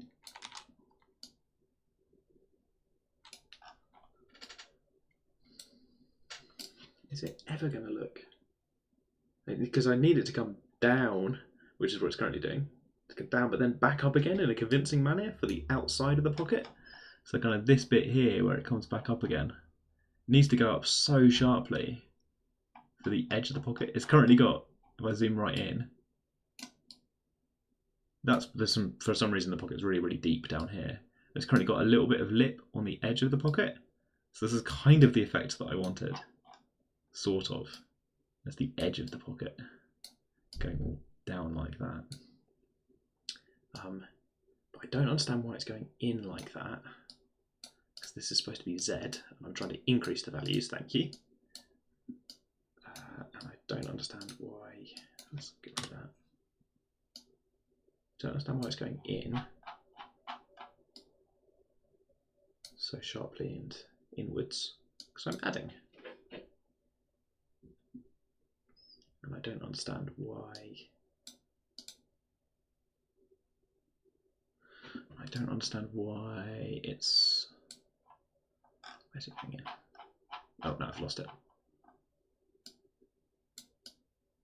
Trousers by Jay Foreman. There's also a song called Red Trousers by John Finnemore, and John Finnemore's great. And so your trouser-related playlist can have at least 2 songs. Why are your trousers like that? If I flip the sign, does it help? Not really. I mean, that was the way around I wanted it actually, wasn't it? Pockets go in like that. So as well as down, it needs a kind of... Yeah, it needs a sort of sharp transition from outside of trouser to pocket. That's a pathetic attempt at rendering the pocket of some trousers that anyone's ever done, isn't it? Yes, here's the trouser leg. One of creators. It's a very narrow spindle. It's for carrying a very small icicle around. You just slot it perfectly into your icicle pocket, and then the rest of your trousers are totally fine, and you carry on. Okay, so back to the drawing board on that. Do I just delete it all? That change that this is reasonable scale on Y. Does that make it more pocket-like? Might as well play with the numbers before I delete it all. I see, so I'm adding this, but it's not happy.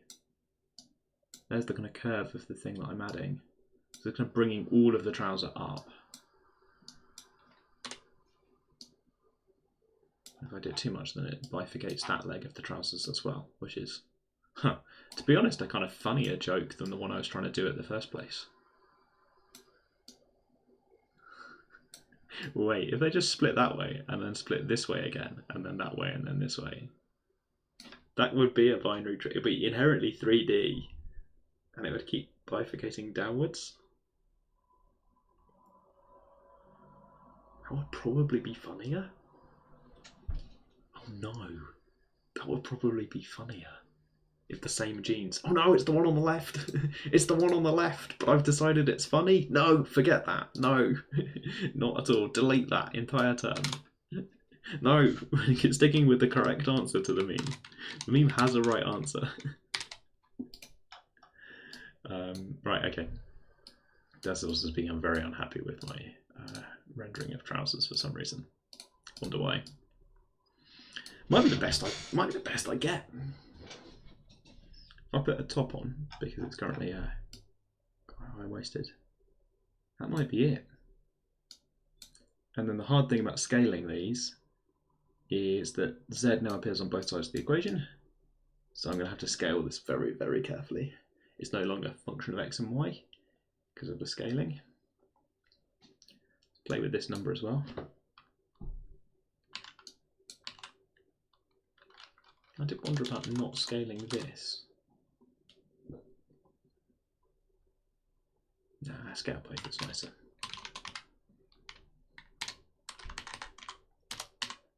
This might be the final trousers. before I try and piece them together, can I make it narrower at the top, please? How do I do that? So instead of being half the size, do I make this number larger or smaller? I can't tell. Larger is good. Might be our final trouser. Not perfect, but you know what? It's good enough. Oh, I liked that. Higher, please. I don't want to type number 10 right at the end. I'm going to put 10 here. Smaller. Made to measure. I think it's good enough. And maybe it's better before I change this. Was it 5 before?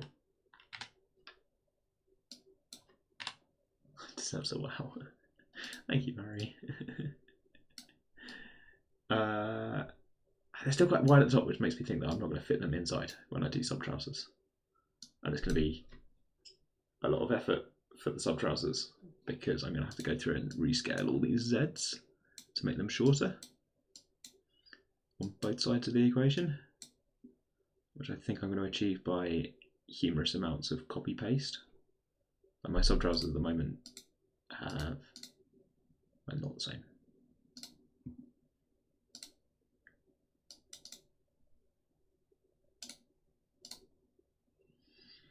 I can't just use this. And Desmos for some reason is not happy if I put like G of Z on the left hand side. Well, maybe it is. Maybe it is. Hold the phone. Belt loops are quite ambitious. We could go for a belt.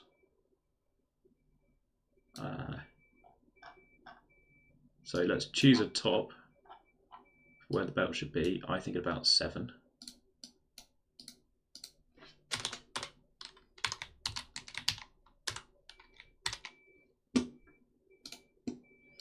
Thing wants to update again. Why has that happened? Oh, it's not happy with my curly brackets. There we go. About 7. Thought maybe 8 before. Yeah, maybe that much trouser. We tried pockets. Let's see if we can do something around the top. Oh, it's not very ergonomic at the moment.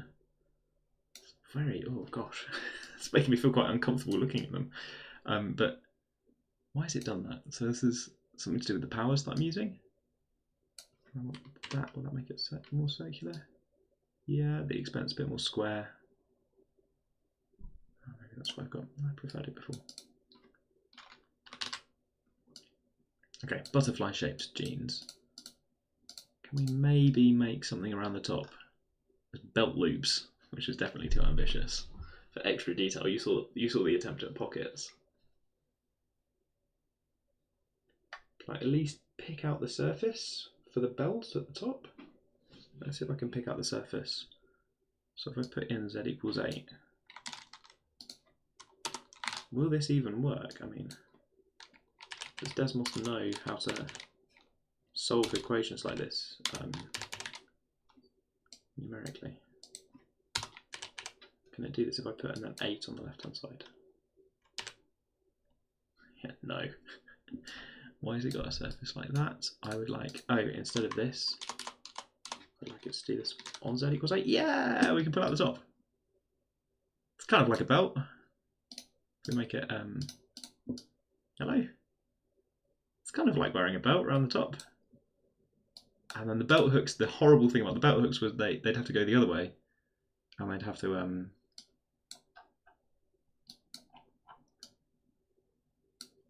I'd have to be on the surface. So I'd have to choose particular values of X and Y to actually solve this equation. Let's see if I can put out features here. So if I just put in a value of X as 1 or something. This is fun. Why has it done that? Then it's found some points where X is 1 on the surface? A bit? Sort of. Why has it done that? Different values of Y. Oh, wait, what? I was hoping that it would find. So it's found values of Y. Here they are. It's showing me these on a particular Z, but it's not showing me them on the surface, because that's just the Y value. I want this solution, and then I want to do some stuff with the solution to put a point there. How can I do that? So point where x is 1, but then only show me on the surface where x is equal to 1. Ooh, I don't know how to do that. So I think belt loops, even identifying where to put them, is awful because my trouser equation is so very messy. I'm not quite sure how to pick these out. Can I do the same equation as the belt, but try to isolate, instead of just isolating z equals 8, also isolate x equals 1?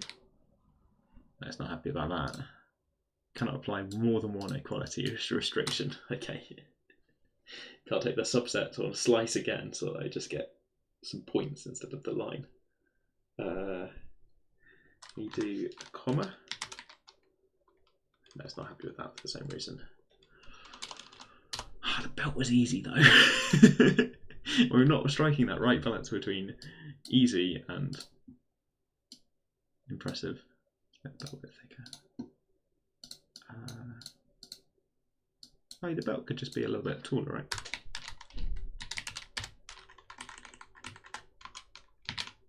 Ah, but now it's clipping unless we make it slightly larger.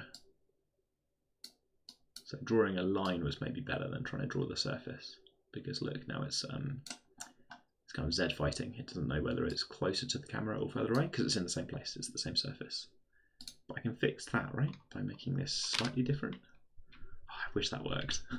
I wish that worked. Oh gosh, by changing the scaling. I need the Z's in, don't I? If I put the Z's in, then it stands a fighting chance. Being a belt. Oh yeah, that's actually worked quite well. Belts. Huh. But you can't put another restriction on, right? So I can't do, oh no, I can do restrictions like this. So I can do this to do that bit, just becoming like a belt buckle. Oh, we're getting details now, but not front and back.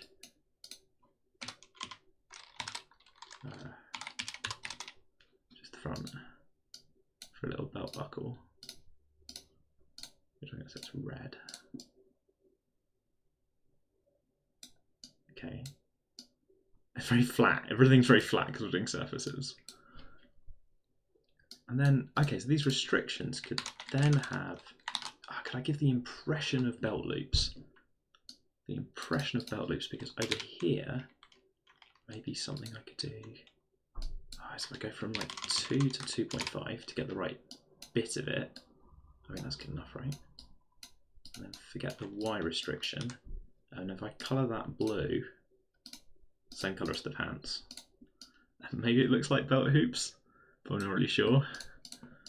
Not really sure. I'll put the ones on the other side as well.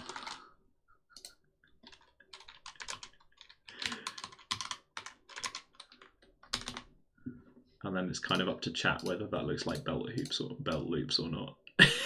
If we artistically solve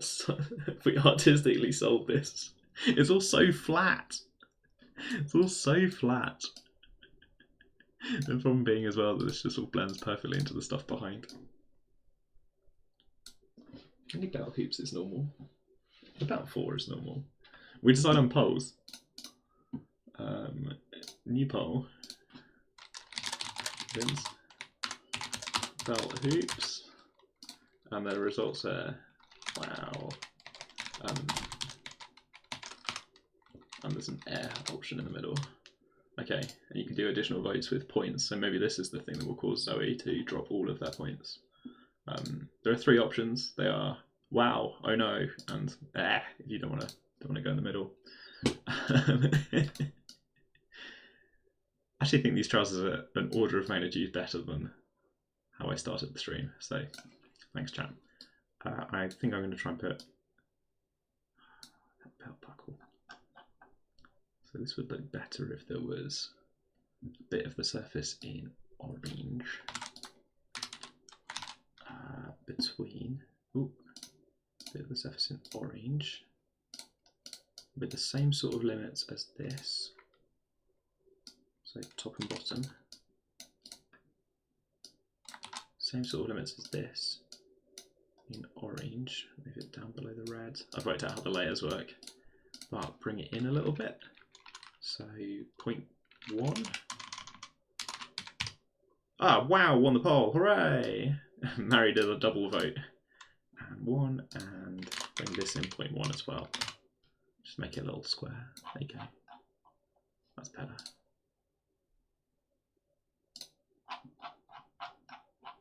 Oh, computer's warming up as we get the belt hoop looking more like a belt hoop. Did you? Okay. 4 is way too little. Yeah, okay. Outside ones then. So our restriction here is we take the trouser equation. We take the trouser equation and we find the correct y value. So this one I think I'll do on y, and the width should be about 0.5. So let's go 0.25 less than y less than 0.25 for some a little bit about the same. About the same. The nothing is exact because the equations are implicit. Okay. Now I've got loads of work at the top end of the trousers. What did you do on your Sunday? Trousers. I think they look quite a lot more like trousers than I was expecting out of this stream. The only thing that really sell it is like custom colours, right? Because we just use the default.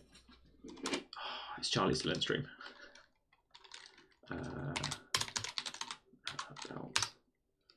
Completely abandoned the binary trees, guys. Going for good trousers. Yeah, but the binary tree element of it is the copy pasting, which I think is now that it's a horrible equation, it's gonna be really horrible copy paste stuff. So spare you, I guess, from doing that live on stream. How do you make brown? It's like red and green. Not quite. Yeah, no, it is. It's like that, but muddier, right? Oh no, that's lighter. What am I doing? Make it darker. Browner. Muddy. Muddier? It's kind of a horrible colour. Let's go for that on the belt. Should just look up an RGB table, right? Colour picker. Oh, it's too green. Less green, less of that. Less green. Much more red. Too much red. Kind of burgundy. I'll make it less burgundy. Drop the blue. This kind of brown belt colour. And sort of regretting, and then maybe the belt buckle is orange for now. Trousers.